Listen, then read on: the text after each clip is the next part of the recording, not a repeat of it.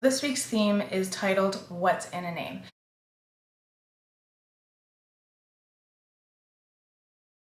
So we're going to be exploring your name, whether that is your English or your government name or your spirit name, whichever one that you would like to choose. It could be your middle name, it could be your last name, it doesn't matter. But we're going to do an activity called name tickets. And in this little form, it asks you if you knew about any background information about your name. What are the nicknames that have been given to you?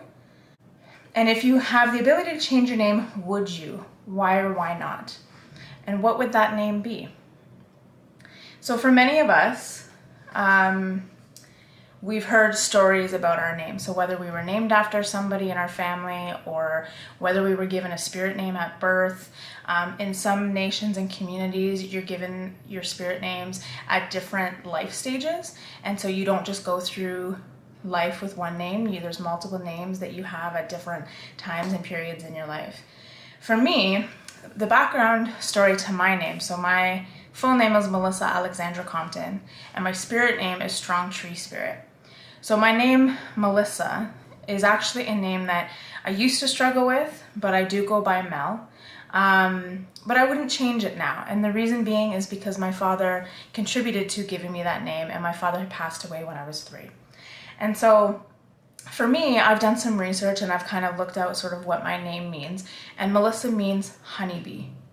And when you look at the characteristics of a bee, this is why we did animal characteristics earlier on in these sessions, is because when you look at the characteristics of names that have been associated with animals, you can then see sort of their dynamic, their demeanor, their behaviorisms in you.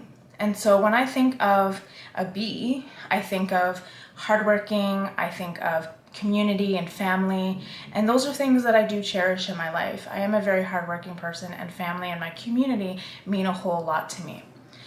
Now, Alexandra means helper of mankind or helper of humankind, and that is the field of employment that I'm in. I worked frontline for 6 years, and I was a peer support mentor for 6 years prior to that. And so all of that is in the helping profession. And then my last name, Compton, which was given to me by my dad. My mom's name is not Compton.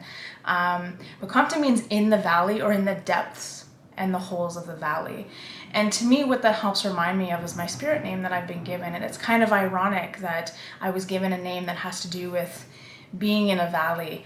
And so my spirit name, Strong Tree Spirit, was given to me by a knowledge keeper and elder, Joanne Delaire, who is Mushkego Cree.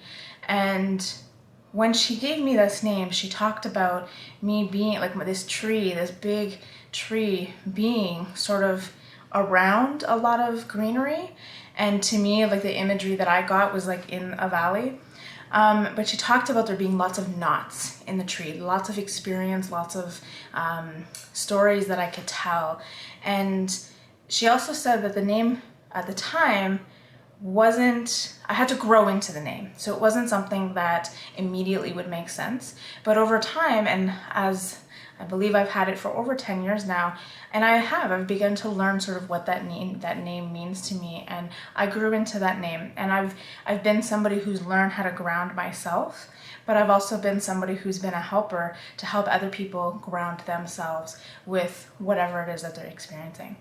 And so for me, in Mi'kmaq, when we translate Strong Tree Spirit, it's Melgigana Medis and Jagmich.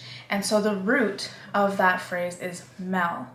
And so me having the name Melissa and then the beginning of my spirit name being Melgiganat, both of them have the root word of Mel. And so for me, I wouldn't change it.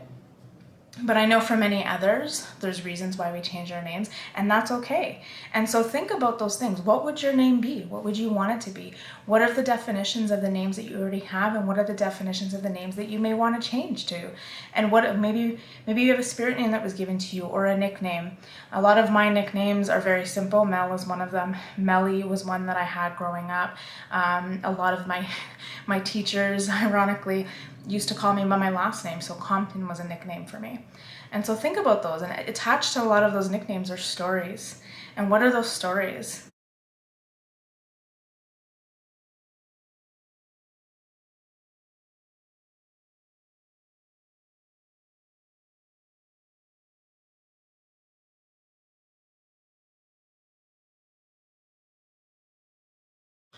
So the activity that we're going to do is called a bio poem or an autobio poem.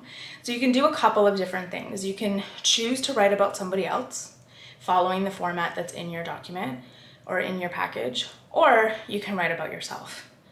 And so when you think of these things, or when you think of somebody else, you want to write this poem with description words. So when you think about that person, what words come to mind? What words describe that person? Are there specific actions, or are there experiences that stand out that you would like to add to this poem? Are there characteristics or physical attributes that you could write in this poem? So these are the things that you're going to think about while you're working on these pieces.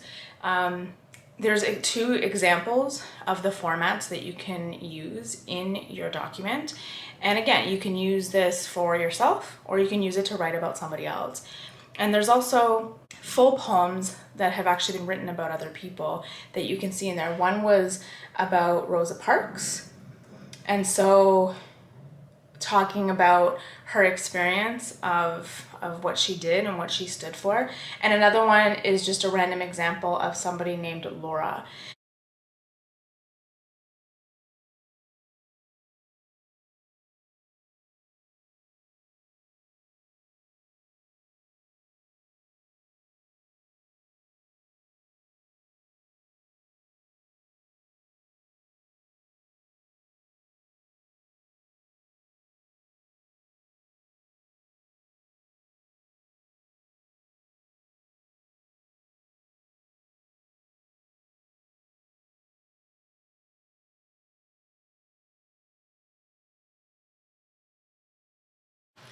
So we're going to start looking at three different things. We're going to look at autobiographies, biographies, and memoirs.